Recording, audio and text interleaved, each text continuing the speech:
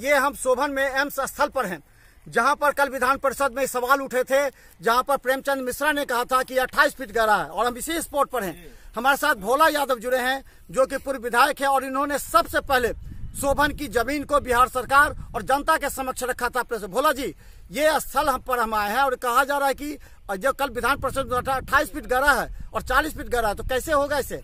भोला जी,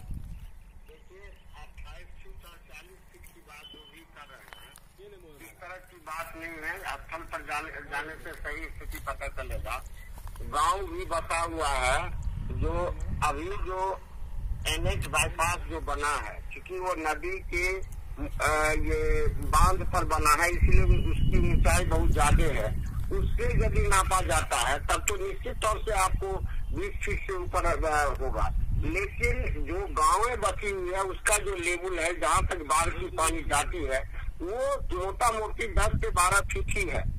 और यदि अप्रोच उसको बना दिया जाए उस जमीन का, जहाँ पर एम्स के लिए जमीन निर्धारित किया गया है, तो हम समझते हैं मिट्टी भराई का काम 10 से 15 फीट ही लगेगा और काफी ऊंचा बन जाएगा। उसके बाद एम्स का जो निर्माण होगा वो निश्चित तौर से दरभंगा शहर से ऊंचा होगा। अच्छा भोला जी, एक चीज और हम स्पॉट पर ही है, यहाँ पर जो 33 kV का जो टावर है, वो कम से कम हमको लग रहा है कि 10-12 टावर होगा जो एम्स के निर्माण स्थल के क्षेत्र में आ जाएगा। दूसरी बात, जहाँ से मिट्टी काटा गया और DMCH में भरा गया, वो 40 फीट मिट्टी 40 बीघा में काटा गया है। इस सबको भी निरीक्षण करेगी, क्योंकि एक टीम मुख्यमंत्री ने कहा कि तेजस्वी यादव मुख्यमंत्री प्रेमचंद मिश्रा के साथ पूर्व अगर स्वास्थ्य मंत्री, उनको आमंत्रित किया गया कि आके स्पॉट देखिए तब निर्णय होगा। तो ये जो केबी का तार गया वो उसका क्या होगा भोला जी? देखिए बिजली का तार बहुत सारे प्रोजेक्ट से होकर के गुजरता है, बिजली विभाग उसको स्थानांतरित कर लेते हैं। ये कोई बड़ा मुद्दा नहीं है, ये तो रूटीन वर्क है। यदि हम जहाँ घर बनाते हैं और पूर्व से वो खेत है और उस होकर के बिजली गया हुआ रहता है, तो स्थानांतरित हो जाता है। ये कोई बड़ा मुद्दा नहीं। रही बात मिट्टी कटने का, तो जो मिट्टी कटा है उसकी भरपाई होगी, उसको भरा जाएगा। ये कौन सा बड़ा बात है? सरकार की मंशा यदि है वहाँ बनाने का, तो वो सबसे एप्रोप्रिएट जगह है, और वहाँ यदि बन जाता है एम्स, तो निश्चित तौर से दरभंगा शहर का विस्तारीकरण होगा और एम्स को एक बड़ा ओपन स्पेस मिल जाएगा। भविष्य में ट्रामा सेंटर बनेगा, भविष्य में एम्स का आवासीय परिसर बनेगा। उसके लिए भी यदि अभी जमीन अधिग्रहण करने की जरूरत होगी, तो आप वहाँ खड़े हैं तो देख रहे होंगे, तो अभी काफी बड़ा एरिया है। हम समझते हैं 2000 एकड़ से अधिक भूभाग वहाँ पर है, जिसमें कि उसका विस्तारीकरण की अपार संभावनाएं हैं, और ऐसा जगह हमारे समझ से दरभंगा के अंदर कहीं नहीं।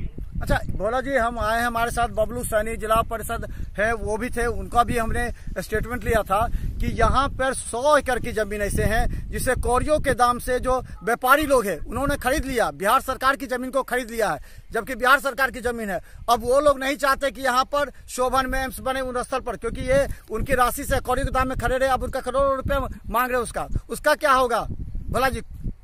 देखिए, यदि कोई गलत जमीन, सरकारी जमीन को खरीद लिया है, तो निश्चित तौर से वो गलत काम है, और किसी दूसरे की जमीन को खरीद लेने से वो जमीन मेरा थोड़े हो जाएगा।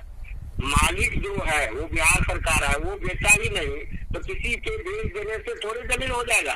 तो रही बात, उसके नाम चाहने से कोई फर्क नहीं पड़ता है, और सरकार निश्चय कर लिया है, सरकार ने मंशा बना ली है जो वहाँ एम्स बनाएंगे, तो निश्चित तौर से वो शोभन में वहाँ एम्स बनेगा। और उसके लिए माननीय मुख्यमंत्री जी को, माननीय नेता हमारे जो है तेजस्वी प्रसाद यादव उप मुख्यमंत्री जी को तहे दिल से दरभंगा वासियों की तरफ से बधाई देता हूँ, शुभकामना देता हूँ, जो उन लोगों का सोच इतना बड़ा हुआ, जो दरभंगा शहर को जाम से बचा लिया, दरभंगा मेडिकल कॉलेज को बचा लिया, और एम्स का भी उचित स्थान मिल गया, जिससे दरभंगा शहर का विस्तारीकरण भविष्य में होगा। भोला जी, एक चीज, ये कैबिनेट की मंजूरी मिल चुकी है, और कल मुख्यमंत्री ने कहा कि इसके लिए स्थानीय अधिकारियों को कहा गया है कि जमीन अधिग्रहण का काम हो।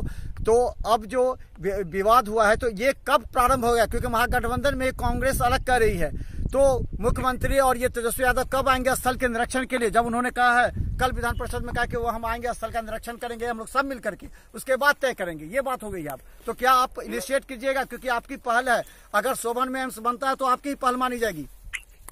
ये आप निश्चित तौर से जान लीजिए, कांग्रेस का अलग नहीं व्यू है, बल्कि कांग्रेस के लोगों को यदि लोग बताए होंगे जो गड्ढा है तो उसका अंदेशा लोग दिखाए होंगे।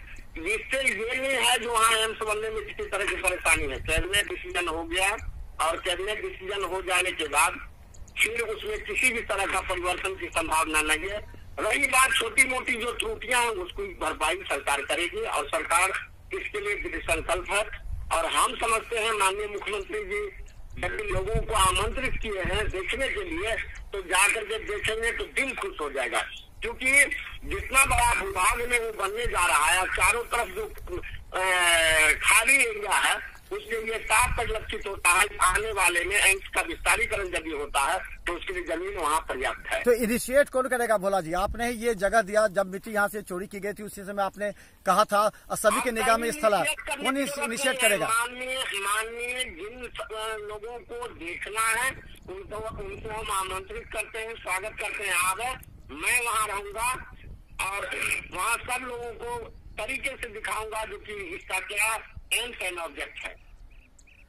तो धन्यवाद। हमारे साथ भोला यादव हैं जो कि बहादुरपुर के पूर्व विधायक हैं और लगातार महागठबंधन सरकार में सभी जगह पर अपनी निगाहें रखते हैं, और खासकर ये उनकी पहल मानी जा रही है जब इन्होंने बड़ा स्थल देखा और राज्य सरकार को और तेजस्वी यादव को, स्वास्थ्य मंत्री को, मुख्यमंत्री को उन्होंने सबसे पहले ज्ञापन सौंपा था और डीएमसीएच से हटा करके यहाँ पर निर्माण की बात की थी ताकि ये एक अच्छा जगह बन सके और यहाँ करीब 15-16 जिले नेपाल के लोगों को फायदा पहुंच सके। तो भोला यादव हमारे साथ थे जिन्होंने कहा ये बड़ी पहल होगी और वो खुद यहाँ आएंगे, आसपास के लोगों से मिलेंगे, अगर कोई त्रुटि है तो वो दूर की जाएगी और सरकार यहाँ पर अगर एम्स का निर्माण करती है तो लाखों लोगों को फायदा पहुंचेगा। धन्यवाद भोला जी, बहुत बहुत धन्यवाद।